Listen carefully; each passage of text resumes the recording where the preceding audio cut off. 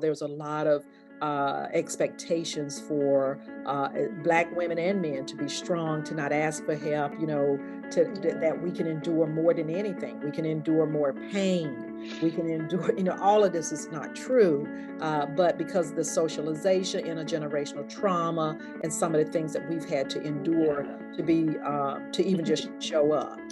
Welcome back to the PCOS Holistic Coach YouTube channel and podcast. If you're listening on the podcast now, I'm super excited for the first guest speaker on the podcast officially, Dr. Mazella Fuller. Welcome, Dr. Fuller. Thank you. So glad to be here, Dr. Patel. This is an exciting time, and I'm so happy to be one of your first, guests. Yes, I'm so excited to have this conversation. So before we get into that, a little bit of an introduction on Dr. Fuller. Dr. Fuller is an approved certified eating disorder specialist, part of the International Association of Eating Disorders Professionals Foundation, and she co-founded the African American Eating Disorders Professionals. She's also the co-author of Treating Black Women with Eating Disorders, and she currently works in a college to support mental health and young adult development. So yeah. Dr. Fuller, thank you. I'm so excited, that you have all this experience, and excited to get into the information that you can share with us for Mental Health Awareness Month this May. Yes, it's just exciting that this is, always be able to be a voice for mental health and wellness, as well as, AAPI month. And it's just a whole lot of celebrations going on, graduation, Mother's Day, lots of opportunity for family and connections. So yes, this is a potential, and I also want to bear in mind, people that individuals that might just need to hear this information that we're going to share this morning. Definitely, and I think those individuals that experience seasonal affective disorder or seasonal depression, I know this is a very exciting and hopeful time for them, to experience the good weather and sunshine that hasn't been around for a few months. So okay, so let's get our conversation started. Why don't you first tell us, why did you pursue psychiatric social work as a second career? Yes, right. Because I was in corporate America for the beginning of my career. And I ended up, shifting careers and becoming a high school teacher in Massachusetts. And was, teaching high school, teaching the individuals, but also working with a lot of families and with, just support, being a supportive person, and realized that sometimes it would be mental health issues that I would have to support or be part of the conversation. So that's where it all started. I decided that I would go back to school and do a postdoctorate, because I had my doctorate at that time, but do a postgraduate degree in clinical work. So I went to Smith College in Northampton, Massachusetts, and received my MSW in clinical social work, which is also psychiatric social work, to be able to help even more. One thing about being a social worker, you learn a lot about systems and structures, and from the community to the, it's kind of a micro, then it's a meso, then it's a big macro systems. So that was my why. And I was really good at helping people and interfacing with families and communities. So I thought, wow, this is something I really want to do as I finish up my career. That's awesome. And I'm sure, everyone that you've worked with and interacted with can, feel grateful that, you've been able to help them.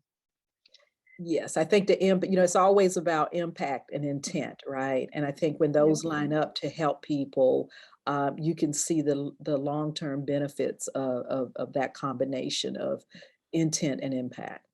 Yes, definitely. So based on, your background and experiences with working with other individuals, are there any simple tips that you can recommend that we practice at home to improve our mental health? Yes, I think, most importantly is putting yourself first, whatever, and not in a selfish way, just taking good care of yourself, because so many of us take care, especially in this Mhm. profession, we take care of so many people, and people who come to see us, a lot of their presenting concerns, a lot of times it's about community or family or relationships, right? So I think just creating a community, and a community can be just one other person or two people that you feel comfortable with and you can be vulnerable with, to just take care of yourself, whatever that is, journaling, walk, things that don't have to cost a lot, right? Walking in Mhm. nature, like you mentioned about season affective disorder. Now that, the sun is, the days are longer, you could just Yeah. take walks. You could maybe have a pet if that's, a emotional support animal. You can also think out of the box. I'm one of those therapists that are really creative and think out of the box a lot. So you can help others, because when we help others, we feel better in terms of, Mhm. seniors or children or animal shelters. So there's a whole lot of things of engagement where we feel Yeah. better as well. So. Yeah, that's a great idea. Like a little bit of volunteer work Mhm. where you can, interact with new individuals, have that community. Um, I think those are some great tips. Um, when when do you think that someone should seek professional help? Like, how can someone recognize that, hey, I'm trying all of these self-care tips and I'm trying to take care of myself, but I'm just, maybe not getting the support from the community, or I'm still not feeling better. How can, when do you think someone should seek professional help? Oh, absolutely, when it becomes chronic, right? Because we all have a day that you feel blue. I feel blue some days, right? And we all do. So that's natural. There's nothing wrong with that. But when it's long standing or ongoing, you're like, oh, 4 weeks in, I'm still feeling that way. I'm still feeling sad or helpless, or I'm not as motivated, or my Mhm. energy is not there. I'm feeling drained, or I'm having more of, maybe negative thoughts, and things that are continuing to impact me in ways that I feel different. Things are shifting, they're changing. Mm. And so it's time. It's time to, and the thing is now with, COVID and post-COVID, it is now so many opportunities to reach out. Mm. I think we are moving away from the stigma. I mean, you're finding everywhere mental health and wellness. I mean, you Right. turn on the TV, you're looking at smart news, you're looking at Twitter, Facebook, everybody is thinking of Yeah. ways to be creative and take better care of themselves. And, and so here's an opportunity to do that. So I think just reach out to a person talk about some of the changes that's going on. Yeah, that's a good point. I think I even noticed, like in my workplace, that, even like the human resources department and our department, they're providing more resources and they're constantly sending emails out, like, are you feeling burnt out or stressed? Like, these are professional resources are available. So I think, that's a place for individuals to start seeing what resources their school or workplace can offer as Mhm. a starting place. Absolutely. Um, I just thought of a tip from the last question that I tell some of my clients is like, remembering what we used to enjoy doing as children. I think sometimes we forget as adults to have fun, and, remembering that, as a kid, like I like to play an instrument, or I like to Right. draw or read. And I think we get, too busy to prioritize the things that we like to do. And so I have to remind myself Yeah. and my Yeah. clients that, try to do the things that you enjoy to do for starting off with Oh, taking care absolutely. of mental health. Absolutely. Right. Always embrace that inner child, right? Yeah. And we want to be mindful because, experiences of different cultures, different Mhm. people, right? So the inner child experience might be different for me than someone that's from Africa, or, Yeah. but I think there's still shared values around how to create a place of happiness. Because we always say go to your happy place, because Yeah. if I think about my home, my happy place is where the books were. If I think about now in my more adult life, my happy place is always water. So wherever there's a beach, Oh, or, that's a I good just love water, idea. and it could just be a pond. Like my husband, I keep saying, we should have a little pond in our yard. My husband said, "Oh no, that's mosquitoes." I'm like, "No, we could figure it out." Because I don't care if it's clean or pond looking water, Mm, something about what. So I think I encourage my, individuals that I work with, students and clients or whatever, find your happy place, whatever that is. And also, I think it's very important that we unplug, right? oh Because we're yeah, always plugged into social media. It's the busy, busy, busy, busy, busy. And some, yeah. our phones, we texting, we have our eyes constantly on our phones. So I think, I always encourage to tell clients, people I work with, to find a day once a month or just an hour or something to unplug. Yes, that's a good point. And I at least start from maybe 5, 10 minutes and then work your way up. That's what I like to Yes, try to yes. do. Right. You So can't, because we have so much going on. It's like, I cannot do that, but you can do 5 or 10 minutes. We can yeah. all do it. And it's amazing. Because I think it has to be what's in it for me. So if you want a return on your energy and that kind of thing, that's when, because we're like, okay, if I'm going to do that, I'm losing. But then when they realize they really are gaining, extra time, feeling better, mood is changed, all sorts of things, just by adding a 5 or 10 minutes to yourself before you get started your day. Yes, definitely. Definitely those are some great tips. Yes. Going back to getting professional help, I know like sometimes people may try to speak to a therapist, but they feel like they don't connect right away. What is like your advice on determining if the professional you're working with is the right fit for you? Right. I think it is uniquely to each individual, but certainly, if it's not, I always encourage clients to be, even myself, even I work in a mental health student clinic, but, you Mhm. want values, right? Competency, some relatability, because, consumers know what they need and what they want. And I think depending on who you're working with, I work with students, so they may relinquish their power to us. But I also encourage students, like, you don't have to, if it's not working for you, then you need to move on to someone. You need to know what you Mm, need. And you can yeah. ask for what you need. So I encourage people that don't be, because it's even more stressful to be in a relationship where you feel out of obligation, but you still aren't, you're not getting any better. So, and I would say speak to family, friends, if you have a spiritual base. I mean, there's so many ways, professors, mentors. There's a whole lot of, you don't have to do this in isolation. And you can say, oh, wow, I can. And I always say, when people that you should speak to 2 or 3 providers anyway, right? Just to, because I do. I think anytime I'm looking Mhm. for, professional support, I do my research, because you can just Google up everything and research everything. You don't have to, Yeah. 5 or 6, a year or two ago, maybe 3 or 4 years ago, we have so much available to us now in terms of self-care and getting and providers that we feel are part of our history, maybe part of our shared community, Mhm. and all of those things. That's a good point. Going to the next question, though, I know that there is still quite a stigma around mental health, especially in like South Asian communities or Black communities. So, how can someone seek help, despite those obstacles, despite not having support from family or partner? Right. Well, I think it can be complicated when there's a stigma there.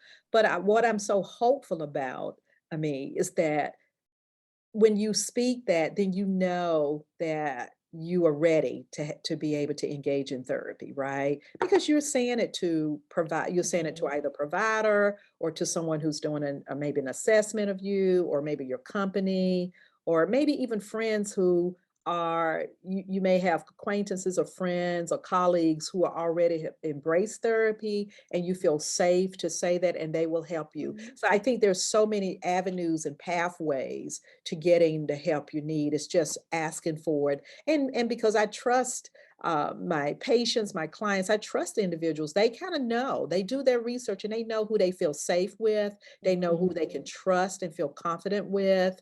And just I think about over the years that I've worked with Black communities, Southeast Asian communities, clients, when they take that sort of leap, right, they are also able to bring back their families, their mothers, their brothers and sisters who were, for whatever reason, socialized that you had to be strong or that you couldn't Mhm. ask for help, right? So we don't look Right. at any of this as being oh, that's bad because you think you can do it all back. Because, especially, I'll definitely can speak for, individuals, and I don't, all Blacks. We're not monolithic, but I do know there's a lot of expectations for Mhm. Black women and men to be strong, to not ask for help, Yeah.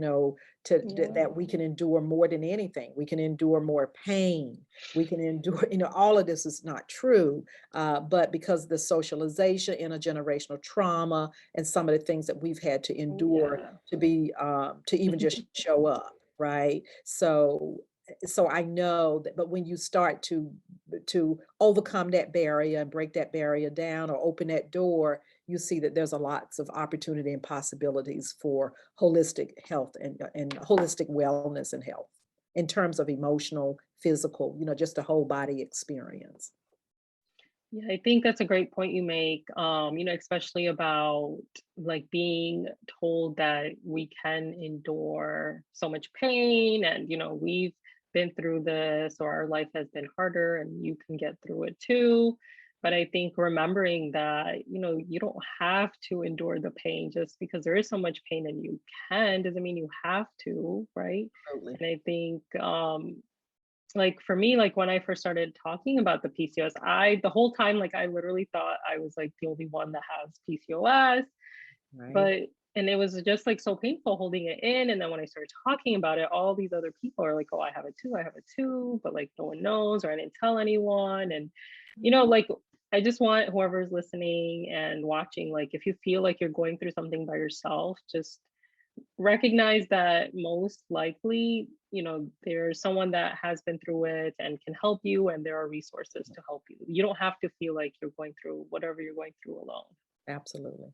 And really don't, because a lot of this can also be shame-based, like a Oh, shame yes. and all of that. So, Mm-hmm, hmm or hmm guilty for having or even asking for support or help. So we want to Yeah. just move past all of those things that have been hindrances or barriers to us, because we need to, show up. And the chapter in the book I wrote in treating Black women with eating disorders is Black women showing up to take care of themselves. Yeah, that's Yeah. a great point. And speaking of eating disorders, I wanted to kind of talk a little bit about that. Like, what are your tips for recognizing eating disorders and getting help? Because I think, especially with PCOS, like the advice that is given to individuals with PCOS, like the dieting and the restrictions, they might develop eating disorders or disordered eating, but may not even realize that that's what's happening. So, what are your tips for recognizing it before it gets to a point where it's like, a lot worse? Right. Well, when I work with women around it, I think, we, first of all, we want to identify, kind of, eating disorders are basically, it can be about identity. It's never about the food and the restriction or the Mhm. binge eating or any, it's a coping mechanism to deal with the stress and strain Yeah. of whatever your presenting issues are. So if it's around PCOS or disordered eating or body image issues, we try to talk Mhm. about that, right? Talk about the mood, talk about anxiety, talk about depression, kind of look at intersectional identities, right, in terms of faith, race, class, gender orientation, because, non-binary, trans. I mean, and certainly if we just talk about, fertility issues, it depends on if I'm working with students or if I'm working Mhm. with adults, right, who may be trying to have children or have had, and then there's challenges on that in terms of mood and behaviors. So I think the tips are just get with some, hopefully the person is, and now you don't have to just be assigned to someone. You can ask for people. Mhm. And like, I'm a certified eating disorder specialist. We have a Right. whole lots of trained, advanced training individuals out here that are very seasoned and knowledgeable with PCOS and the implications of that in terms of the endocrine system, diabetes, and all other things that can happen. So I always encourage people look for, and I guess because I work at a university, I encourage, and students are always looking anyway, or individuals. You have to research who you want to. So if you Mhm. have PCOS, go out there and research and see who pops up in your Right. area, right? Because it's everywhere. People are specializing or have some interest and some research ability to work with individuals. Yeah, so I think what you were saying is that maybe it's not always just about the food, but like the underlying, excuse me, underlying cause, like is it about controlling or feeling like you can control the food if you can't control other parts of your life, right? Is that what you were Absolutely, kind of getting at? absolutely, right, absolutely. So you want to, and people get really afraid, family members, even some therapists, right? Even some people who aren't trained, like, I don't know how to work with eating disorders individuals. I don't know how to, and it is such a lost opportunity. Because even like you alluded to, when you go to providers, sometimes if you're in, Oh, yes. I believe in food freedom, health at every size, but Yep. it really can really it can be a disappointment to individuals when they're going in for those issues, and then a provider may tell you to lose weight, exercise, or you're Yes. gonna die, or something awful is going to happen because you're in this plus size body, without getting to understand. And especially with Black and brown women, right? It's not just I'm in this plus size body. Ask me why, or what's going on. What, not me, but what happened to me, right? Maybe a system that Mhm. has not been affirming or validating, or maybe I didn't get a promotion, or maybe I didn't, I want to be whatever I want to be, whatever my needs are, so kind of have a relationship with the person and find out what's going on besides just looking at the physical, or, the Yes. visual. Mhm. Man, that is an amazing tip. I just, yeah. I mean, our health system is so, with those like 5 to 15 minute at most appointments, it's just so hard to get into those issues. But I think this is where now, like, there's so much access to like virtual healthcare and Yes. Mhm. other holistic resources that I think that, it's about the individual recognizing that, maybe I want a different approach and, taking control of the situation and finding those resources for themselves if they're not readily accessible, but they're out there. Absolutely, they are. They are, and certainly, they, Dr. Patel, they certainly, can contact you or myself, right? And we can, Yes, of course. um, you know, provide information and resources. So, talking a little bit about, you alluded to this, but like, with PCOS, individuals are at increased risk for experiencing things like postpartum depression. How can an individual recognize this and tips for managing it? Because, like we were talking about earlier, like in that state, I think, women take on like, oh, I have to be strong, or, I shouldn't ask for help, or, oh, I'm weak if I do this, or, they compare themselves to other women, like, oh, they're not, they're able to do this, like, I should be able to do it too. And I think, especially in like South Asian communities, I don't even think many people would recognize that they're going through something like postpartum blues or depression if they were. Right. Yes, I think, you just know that I don't feel well, I'm slowing down, I'm having, I don't feel excited about, the baby, or playing games, or whatever you do. Just the mood has changed. Just there's this, feeling of depression or apathy or sadness or hopelessness. And and some of that is just, I mean, it's a change, right? It's grief too in the process, because now you are responsible for another individual and you're dealing with Yeah. all the things that are happening to your body. So I think that's why I always, I don't, I really support, I mean, I've traveled, I think about when I look at women in leadership in Africa, when I was in Africa, how communities have a way of supporting each other, and women have a way of supporting women. So we can do Hmm. it a Yeah. professional way by getting the Yep. professionals, but we also can do it through our faith base, through our community base, through bartering and sharing resources and all sorts of things. So I just would say, either, locate reach out to a professional, but also look at your community, look at the wisdom in the community, right? Because there are ways to deal with postpartum, whether it's professionally and whatever that looks like, all the stages leading up to actually, um, accessing a provider to help with all of that. And people that you can trust. And so you can always form communities, because everybody, if others in your community who have had babies and who have had the change, right? It's like Mhm. switching and all that. So you just share stories and you just come, I mean, you get, and people can write their own books, or there's so much that you can do now. I mean, there's so much available to individuals now that was not available 2 years ago. That's the Yeah, thing, right? that's true. The power of internet and, free resources like podcasts, Right. YouTube, blogs, That's true. there's lots of accounts on Instagram that, if you just search like the hashtag, postpartum depression, you can Right. probably find resources that way too. Absolutely.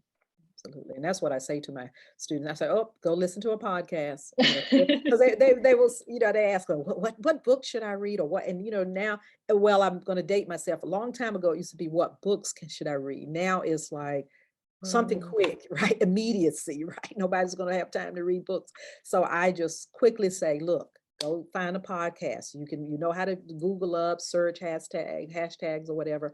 And it's so helpful. So just like what we're doing right now, this is going to, I think, open, opportunities yeah. for people to think about for individuals to think about how to take care of themselves, how to be well, how to claim that I'm going to be well and take care of myself. It is how it should be a right. It's a human right for Mm, everybody to have wellness and to have access to that, and yeah, to not feel through shame. Mhm.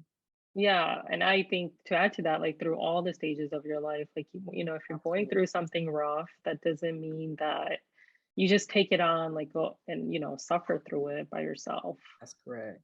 Do not suffer in silence. It's so many opportunities to take advantage of being helped.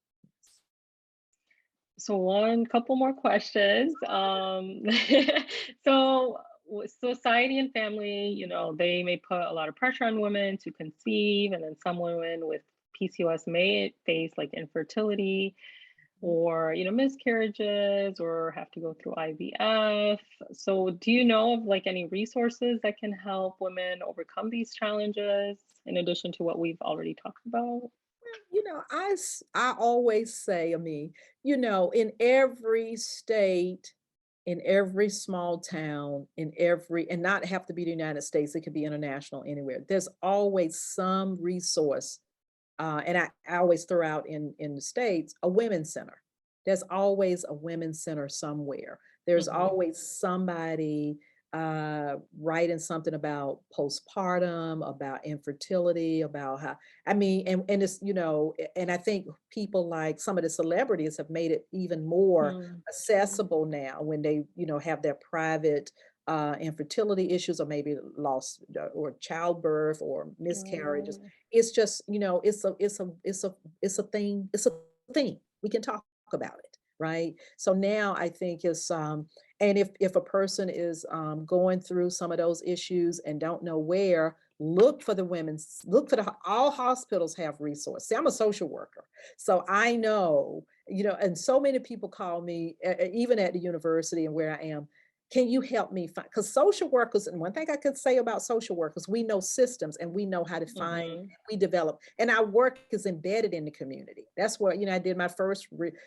grad project that I had to do. I had to do community organizing. So, find it. Also, if you can't find it, start it yourself. Start your own little group, support group, your little Yes. tea chat, sip, Saturday morning sipping tea or whatever you want to do, 10, 2, 4, something like that with a couple. And it adds, it's N of 1, then it's N of 5, and it's N of 6, and then you can just keep the chain going and keep developing it and growing. So I'm always one that I believe in making things happen. I don't, never do I do not support or endorse that you can't have what you want. We can all have it. We may have to do a little work to find it. But, because I like, if it's not there, then you create it, you start it. Yeah, and that's why I started, everything I'm doing, because I didn't see that support, Yeah. especially in the minority and, Yeah. South Asian community. And, Mhm. well, I didn't even expect any. I didn't think I'd be having a podcast and, like a YouTube channel. And so, Yeah. See, and you're going to have followers, and and it's so needed. And see, we look for the need and then provide the need, right? And this is just so empowering and uplifting to women, and especially BIPOC women, and trans. I always want to include. yes, I yes. don't like to not include, individuals. Because I know And what I, it's like not to be included. I've been not included in a lot of things as a Black woman. So I want to include, and yeah. I just need to own my pain around that, because that's why I'm Mhm. so try not to not include in preferred pronouns. All of that is important, how individuals identify themselves.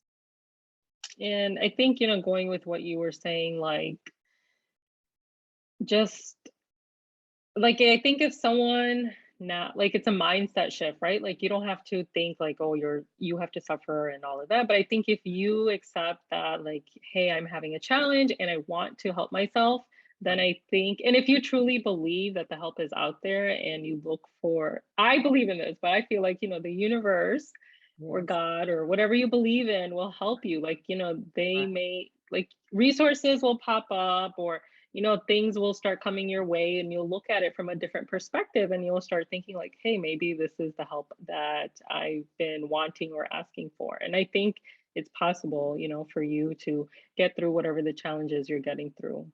Absolutely. Absolutely. And just reach out, right? Just reach out. I always think that this Yeah. vision of reaching your hand and someone else touching your hand when you reach out. So, and you will Yeah. always find that someone is available to help. And chances are most of us have been through the experiences, or we know someone who's been through these experiences, right? This is not anything new. We know that, in terms of childbirth, the challenges, and we know Mhm. maternal health. I mean, especially for BIPOC individuals and Black women. I mean, it's like 400%, some ridiculous percentage that do not, Mhm. they die, or the babies die, or it's just, so we really want to Mhm. stop that and be a ray of hope or light to help, um, Yes. individuals. Well, can you tell us about all the publications that you have and where to find them? Yes. Well, certainly treating Black women with eating disorders is just popping. We are selling so many of these books, and Amazon, of course, you'll be at your door the next day, right? Amazon. And I don't want to, everybody, Amazon quick, but I always encourage to small bookstores as well, Oh, right? yes. Because I don't want to lose, because I buy Mhm. and I get all my copies from my bookstore on my campus. So Oh, if good. it's a campus near you, go to that bookstore, because they're trying to keep that bookstore Yeah, afloat. I Um, know. so certainly, just Google us up and you can find, and I think they're giving 30% off the book. So wherever you buy, if you go through, I prefer, if anything, go through Taylor and Francis, right? Through their distribution center, because that's when I get my little 2 cents or whatever. But yes, and so yeah, and I encourage individuals to reach out to, as you mentioned too, about AAEDP through IADEP, International Eating Disorders Professionals Foundation, because there's so many material, opportunities, materials, resources listed on that website, that page, MemberShare as well. Awesome, awesome. Thank you for sharing those resources. If someone wants to reach out to you directly, is there a way they can Yes. connect with you? Well, Google me up. I'm at Duke University's College Mental Health Center, and I get emails from everyone. It's not, you just email me, and I'm one that will email you back within 24 hours, unless I'm traveling. And when I travel, that's my self-care piece. I do not Yes, check work. No work goes with me when I'm on vacation. that's awesome. Awesome. Yeah, I mean, I love connecting with you. We connected through PCOS Yeah, Challenge and, fellow North Carolinian. So super excited about that. absolutely.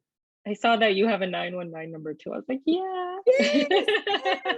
This is my home state. I mean, Yes. I was born in North Carolina, and so this is a special home space. And Oh, I mean, it's just been I was so happy that our paths have crossed. And oh, me too. Me I too.